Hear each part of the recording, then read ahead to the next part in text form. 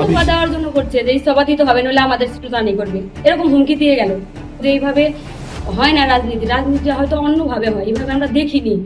দক্ষিণ দিনাজপুর জেলার গঙ্গারামপুর থানার নন্দনপুর এলাকায় গঙ্গারামপুর পঞ্চায়েত সমিতির সভাপতি বিউটি সরকারের বাড়িতে বিক্ষোভ হামলার অভিযোগকে কেন্দ্র করে মঙ্গলবার ব্যাপক উত্তেজনা ছড়ায়। তৃণমূল কংগ্রেসের অভিযোগ, সভাপতির পদত্যাগের দাবিতে বিজেপির কর্মী সমর্থকেরা বাড়িতে চড়া হয়ে বিক্ষোভ দেখান এবং ভাঙচুর চালান। অভিযোগ, মঙ্গলবার দুপুরে একদল বিজেপি কর্মী সমর্থক বিউটি সরকারি নন্দনপুরের বাড়ি ঘিরে ফেলেন। তারা তার পদত্যাগের দাবিতে স্লোগান দিতে থাকেন।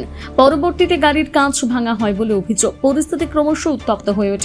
ঘটনার বিষয়ে গঙ্গারামপুর পঞ্চায়েত সমিতির সভাপতি বিউটি সরকার বলেন, বিজেপির লোকে অবশ্যই এসেছিল, এসে তো শুরুতে বললো চোর চাচোর এগুলো বললো। তো আমি তখন বাইরে ওরকম শুনে আমি বাইরে বেরোলাম। বাইরে বেরোনোর সঙ্গে সঙ্গে আমার সঙ্গে আমার যাও ছিল, ও গেছিল।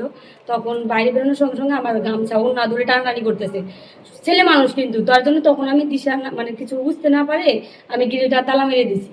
যদি তালা না মারতাম হয়তো আমাদের আজকে অন্য কিছু ছিল, তার নিয়ে করেই দিত। ওরা যে পজিশনে এসেছিল আজকে আমাদের মান সম্মান থাকার কথা না। কিন্তু আমি একটাই কথা বলবো যে এইভাবে হয় না রাজনীতি, রাজনীতি হয়তো অন্যভাবে হয়, এইভাবে আমরা দেখিনি। কেন, কি কারণ ইস্তফা দেওয়ার জন্য করছে যে ইস্তফা দিতে হবে, নইলে আমাদের স্টুডেন্টই করবে, এরকম হুমকি দিয়ে গেল। হুমকি কি এক প্রকার, হয়তো ওরা যদি ঢুকতে পারতো আজকে হয়তো আমাদের আজকে এখানে কথা বলার অবস্থায় থাকতাম না আমরা। বাড়িঘর কি কিছু ভাঙচুর? বাড়িঘর ভাঙচুরে বলতে বাড়িতে হয়তো বললো, এরকম কিছু করতে পারিনি। তখন পুলিশকে ডাকা শুনতে তখন আমার দেওরকে টানা হিসরা করছে। দেওরকে টানা হিসরা করার পরে ও বাইরে গেল, তখন ওর গাড়িতে একটা বাড়ি দিয়েছে, একটা কাজ টাজ ভেঙে দিয়ে গেছে।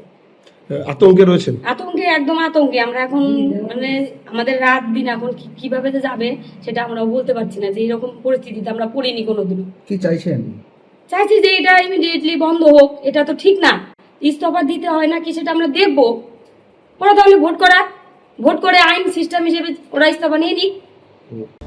এ বিষয়ে কালীঘাট তৃণমূলের অন্যতম সদস্য তথা তৃণমূলের প্রাক্তন জেলা সভাপতি মৃণাল সরকার জানান, এটা খুব দুর্ভাগ্যজনক একটা ঘটনা। একজন মহিলা পঞ্চায়েত সমিতির সভাপতি, বাড়িতে দুজন মাত্র মহিলা ছিলেন, তিনি তার জা এবং শাশুড়ি ছিলেন, তিনজন। হঠাৎ করে আজকে 1:30টা নাগাদ প্রায় 50-60 জন কিছু দুষ্কৃতী তারা হঠাৎ করে বাড়িতে গিয়ে চড়াও হয়, তাকে হেনস্থা করে এবং তাকে জোর করে বলা হয় যে ইস্তফা দিন আপনি। মারধর করে এবং তার গাড়ি ফাড়ি ভাঙচুর করে, বাড়িতে একদম তাণ্ডব চালায় এক প্রকার।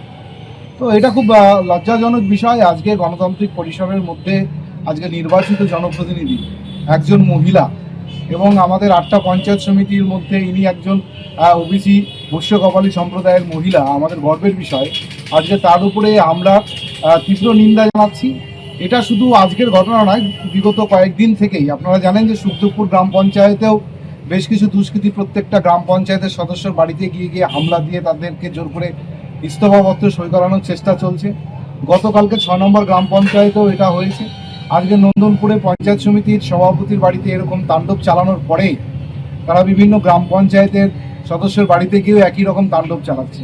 আমরা প্রশাসনকে জানিয়েছি যে এটা কোন রাজনৈতিক এটা পরিবেশ আমাদের এই গঙ্গারামপুরে নতুন করে আমদানি হলো, যে একটা নির্বাচিত জনপ্রতিনিধির সেফটি সিকিউরিটির প্রশ্ন হয়ে দাঁড়াচ্ছে। সাধারণ মানুষের তাহলে সেফটি সিকিউরিটি কী হবে? একজন মহিলার উপরে এইভাবে বাড়িতে গিয়ে তাণ্ডব চালানো, এটা তীব্র নিন্দা জানাচ্ছি। পাশাপাশি আগামী দিনে তৃণমূল কংগ্রেস এই ঘটনার প্রতিবাদে বৃহত্তর আন্দোলন কর্মসূচি ডাক দিচ্ছে।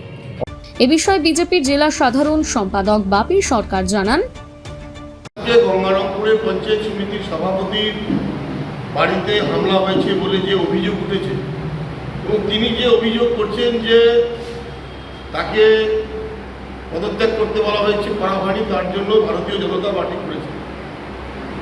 কিন্তু এরকম কোথাও হয়নি, শুধু গঙ্গারামপুরে হলো।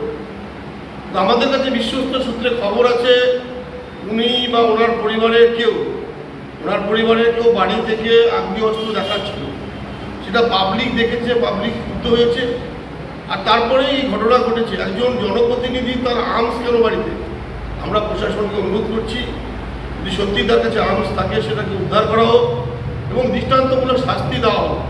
এবং তিনি বলছেন যে শ্লীলতাহানি, তৃণমূল ভারতীয় জনতা পার্টি কারো শ্লীলতাহানি করে না।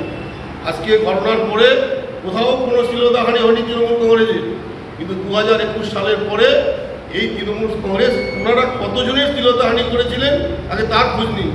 তাই মিথ্যা অভিযোগ দিয়ে কিছু হবে না, পুলিশ প্রশাসন এটা তদন্ত করবে। আমি যদি মিথ্যা অভিযোগ করে তাহলে ওনার বিরুদ্ধে উপযুক্ত ব্যবস্থা নেওয়ার জন্য অনুরোধ করবো প্রশাসনকে, কেননা এরা চরম মিথ্যাবাদী, এই মিথ্যাবাদীদেরকেও শাস্তি দেওয়া উচিত। ঘটনার খবর পেয়ে এলাকায় উত্তেজনা ছড়িয়ে পড়ে। অভিযোগের ভিত্তিতে পুলিশ বিষয়টি খতিয়ে দেখছে। গঙ্গারামপুর থেকে বিশেষ প্রতিবেদন, নিউজ টুডে।